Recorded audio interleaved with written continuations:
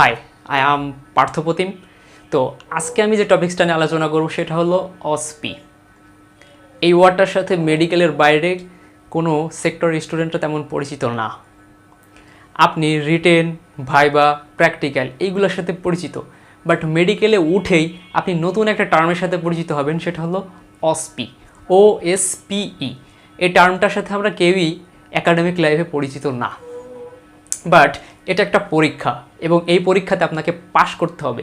আপনি যদি এই অসপিতে কোনো কারণে ফেল করেন, আপনার রিটেন, ভাইবা সব পরীক্ষায় ফেল, অর্থাৎ টোটাল রেজাল্ট আসবে ফেল। সো ফার্স্ট ইয়ারদের কাছে এই অসপি জিনিসটা একটা অন্যরকম বিষয়, যে এটা আসলে কি, অনেকে এটা জানে না, অনেকে এটা বুঝে না। যতক্ষণ না পরীক্ষায় বসে তার আগে এটা সম্পর্কে কারো ধারণা থাকে না। সো অসপি সম্পর্কে একটু ক্লিয়ার কনসেপ্ট ধারণা আমাদের সবারই জানা প্রয়োজন, কারণ এটা একটা পরীক্ষা এবং এটাই পাশ করতে হয়। সো আমরা অনেকেই ট্রেন জার্নি করেছি। তো ট্রেন জার্নিতে কেমন, আমরা এক স্টেশন থেকে ট্রেন ছেড়ে যাই, আর এক স্টেশনে যেয়ে থামি, আবার আর এক স্টেশন থেকে আর এক স্টেশন। সো এই অসপিটাও এক একটা স্টেশন টাইপ, অর্থাৎ এখানে আপনাকে 10টা বা 15টা স্টেশন দেওয়া থাকবে। অর্থাৎ একটা রুমের মধ্যে মনে করেন গোল করে 10টা চেয়ার দেওয়া আছে, একটা চেয়ার থেকে আরেকটা চেয়ারের দূরত্ব আছে। তো যদি আমি ছবি এঁকে দেখাই, মনে করেন এখানে একটা স্টেশন, তারপরে এখানে একটা স্টেশন, তারপরে এখানে একটা, তারপরে এখানে একটা, তারপরে এখানে একটা, তারপরে এখানে একটা। তো এখানে মনে করেন আমি 5টা স্টেশন আঁকছি, বাট এরকম আরও 10টা স্টেশন থাকবে, টোটাল 10টা স্টেশন, বা কোনো কোনো পরীক্ষায় 15টা স্টেশন থাকবে। আবার কিছু এক্সট্রা থাকে, সেখানে রেস্টিং স্টেশন নামে কিছু এক্সট্রা স্টেশন থাকে। তো এখানে চেয়ার থাকবে, আপনার চেয়ারের সামনে একটা টেবিল থাকতে পারে, সেখানে কিছু কোশ্চেন থাকবে বা কিছু ইনস্ট্রুমেন্ট থাকবে বা কিছু জিনিস থাকবে, আপনাকে সেটা পরীক্ষা করে দেখাইতে হবে।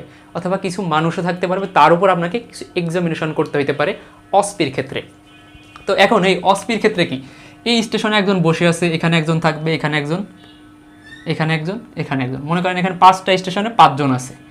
তো এই স্টেশনে আপনাকে একটা করে প্রশ্ন দেওয়া থাকবে। তো যদি আপনার প্রশ্নটা থাকে কোশ্চেন বেস, তো কোশ্চেন বেস প্রশ্ন থাকলে একটা টোকেন থাকবে, ছোট একটা চিরকুটে আপনাকে 3টা কোশ্চেন লেখা থাকবে। ওখানে থাকতে পারে যে একটা বেসিক কোশ্চেন, অমুকে একটা ডেফিনেশন বললো, যে ডেফিনেশনের ক্লাসিফিকেশন বা তার ফাংশন, এরকম একটা কোশ্চেন থাকতে পারে। সেটা হলো কোশ্চেন বেস স্টেশন, সেটা হলো কোশ্চেন বেস অসপি। আবার থাকতে পারে ইনস্ট্রুমেন্ট বেস। তো মনে করেন একটা স্টেশনে টেবিলের উপর ব্লাড প্রেশার মাপার একটা মেশিন দেওয়া, অর্থাৎ বিপি মেশিন রাখা। আপনাকে বলা হবে কোশ্চেন, ওখানেও একটা কোশ্চেন থাকবে, লেখা হলো কোশ্চেনে লেখা আছে identify it, use of it, parts of it. So যে 3টা কোশ্চেন এভাবে দেওয়া থাকবে, সেটা হলো ইনস্ট্রুমেন্ট বেস।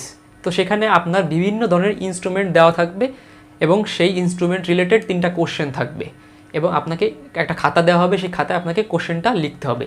অ্যান্ড অবশ্যই মনে রাখবেন, এই অসপিতে প্রতিটা স্টেশনে আপনি সময় পাবেন 3 মিনিট, অর্থাৎ 3 মিনিট করে আপনি প্রতিটা স্টেশনে সময় পাবেন। তো মনে করেন আপনি যখন স্টেশন 1-এ ছিলেন, তো তখন আপনার একটা কোশ্চেন বেস একটা টোকেন আসলো, সেখানে শুধু আপনাকে জাস্ট কোশ্চেনের উত্তরগুলো লিখতে হবে।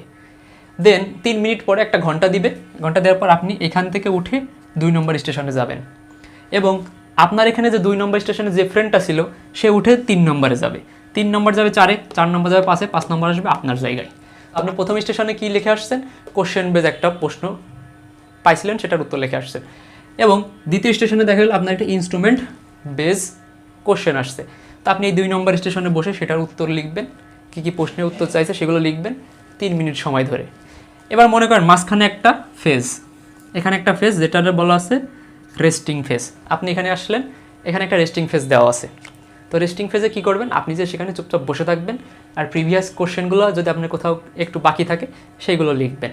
এটা হলো রেস্টিং ফেজের কাজ। রেস্টিং ফেজে কোনো প্রশ্ন দেওয়া থাকে না, কোনো ইনস্ট্রুমেন্ট দেওয়া থাকে না, সেখানে আপনি জাস্ট বসে থাকবেন 3টা মিনিট।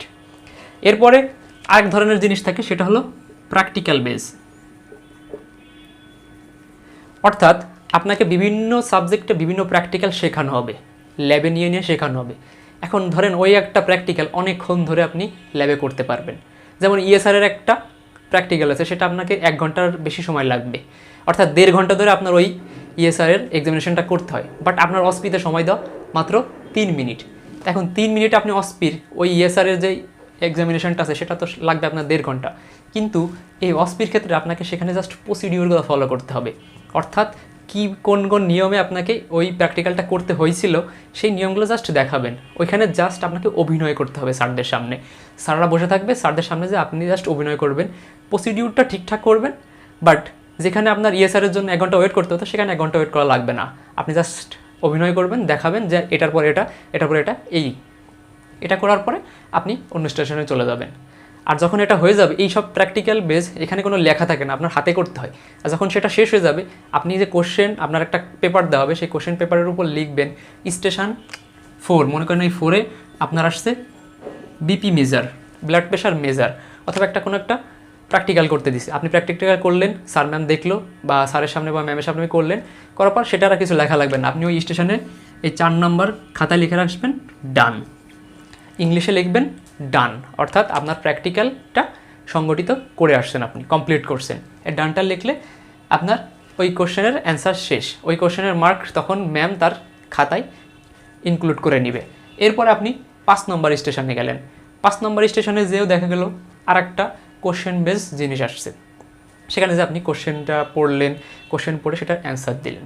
তো এই টাইপের জিনিসগুলাই মূলত অসপিতে আসে, এবং এরকম এক একটা স্টেশন জাস্ট আপনাকে ঘুরে ঘুরে ঘুরে ঘুরে এক একটা স্টেশন থেকে আরেক স্টেশনে যে আপনার ওইখান থেকে টোকেনে প্রশ্ন লেখা থাকে, প্রশ্নটা দেখবেন, প্রশ্নে কী চাইছে সেটা ভালো করে পড়বেন, আপনার যে খাতাটা দেওয়া থাকবে ওই স্টেশনের নাম্বার বসাবেন, স্টেশন নাম্বার কত, সেই স্টেশন নাম্বারটা বসানোর পরে সেখানে আপনি অ্যান্সারটা লিখবেন। অবশ্যই স্টেশন উল্টাপাল্টা করবেন না, অর্থাৎ দেখা যায় যে অনেকে করে কি 4 নম্বর স্টেশনে থেকে 5 নম্বর লেখে, 4 নম্বর স্টেশনের উত্তর 5 নম্বর স্টেশনের খাতায় লিখে আসছে, তাহলে কী হবে, মার্কটা আপনি 0 পেয়ে যাবেন। সো এই ভুলটা করবেন না। আর যেগুলো আপনার হাতে কলমে করতে হয়, অর্থাৎ প্র্যাকটিক্যাল বা বিপি মেজারমেন্ট বা যে কোনো প্র্যাকটিক্যাল যদি আপনার হাতে করতে হয়, সেটার যদি রেজাল্ট দেখা লাগে জাস্ট আপনি লিখে আসবেন খাতার উপর ডান। এই ডান লিখলেই ম্যামরা বুঝবে যে এটা কী করা হয়েছে। এই ছিল অসপি, খুবই সিম্পল বিষয়, খুবই সহজ বিষয়, অ্যান্ড এটা পারলে এখানে ফুল মার্কস, এখানে কোনো মার্ক কাটার সিস্টেম নাই। আপনি রিটেনে যেমন সারা বই লিখে আসলে আপনি কখনো ফুল নাম্বার পাবেন না, বাট অসপিতে আপনি অনেক মার্ক উঠাইতে পারবেন। অসপি বা প্র্যাকটিক্যালে মার্ক ওঠানোর সব থেকে বেস্ট জায়গা। এখন কথা হলো আপনি অসপিগুলো পড়বেন কোথা থেকে। এই যে আমি বললাম যে কোশ্চেন বেস, যে সকল কোশ্চেন বেস টোকেন আপনাকে দিবে, সেই কোশ্চেনগুলোর উত্তর আপনি কই পাবেন? প্রতিটা কলেজে, প্রতিটা মেডিকেল কলেজে এই অসপির জন্য কিছু কোশ্চেন নির্ধারিত থাকে। আপনি সেটা ল্যাব টেকনিশিয়ান বা কোনো টেকনোলজিস্টের কাছে যে চাইলেই তারা আপনাকে কোশ্চেনগুলো দিবে। আপনি কোশ্চেনগুলো নেবেন, নেওয়ার পরে কোশ্চেনে কী কী চাইছে সেগুলো ভালো করে বইয়ের বিভিন্ন জায়গায় থাকে সেগুলো খুঁজবেন। আর যদি আপনি গাইড বই পড়ে থাকেন, গাইড বইয়ের একদম লাস্টে দেখবেন অসপি রিলেটেড অনেক কিছু দেওয়া, ইনস্ট্রুমেন্ট সম্পর্কে অনেক কিছু লেখা আছে, ওইখান থেকে ভালো করে পড়বেন। এটা অনেকে জানে না যে অসপি আপনার গাইড বইয়ে আছে, অর্থাৎ রিটেন ভাইবা প্র্যাকটিক্যালের সাথে সাথে গাইডের লাস্টে অসপিরও উত্তর দেওয়া থাকে। আপনি সেখান থেকে প্রশ্নগুলোর উত্তর কালেক্ট করতে পারেন, এবং সবথেকে ভালো হয় কি আপনি একটা নোট খাতা করতে পারেন। নোট খাতা করে সেখানে আপনি আপনার কলেজ থেকে অসপির কোশ্চেনগুলো কালেক্ট করে সেই কোশ্চেনের অ্যান্সারগুলো সিরিয়ালি একটা নোট খাতায় করে রাখবেন, এবং পরীক্ষার আগে জাস্ট দেখবেন, একবার চোখ বুলায় যাবেন, আর প্র্যাকটিক্যালগুলো ভালো করে করবেন, প্রসিডিউরগুলো ভুল হয় না যাতে, তাহলে দেখবেন অসপি আপনি খুব সহজেই উতরে যাইতে পারবেন। অ্যান্ড অসপিতে ইজি, খুব ইজি পাস করার জন্য। সো অসপি নিয়ে আসলে ভয় পাওয়ার কিছু নয়, অসপি খুবই সহজ একটা জিনিস। একবার অসপি দিলে বুঝতে পারবেন যে অসপিটা আসলে কী, তাহলে দেখবেন যে পরে মনে হবে যে এর থেকে সহজ আর কিছু নাই। সো বেস্ট অফ লাক, ভালোভাবে পড়াশোনা করেন, অসপি নিয়ে টেনশন করার দরকার নেই। যাদের এই অসপি নিয়ে ভয়ভীতি ছিল, আশা করি এই ভিডিওটা দেখার পরে এত আর ভয় পাবেন না। পড়াশোনা করেন, তাইলে অবশ্যই পারবেন। Thank you.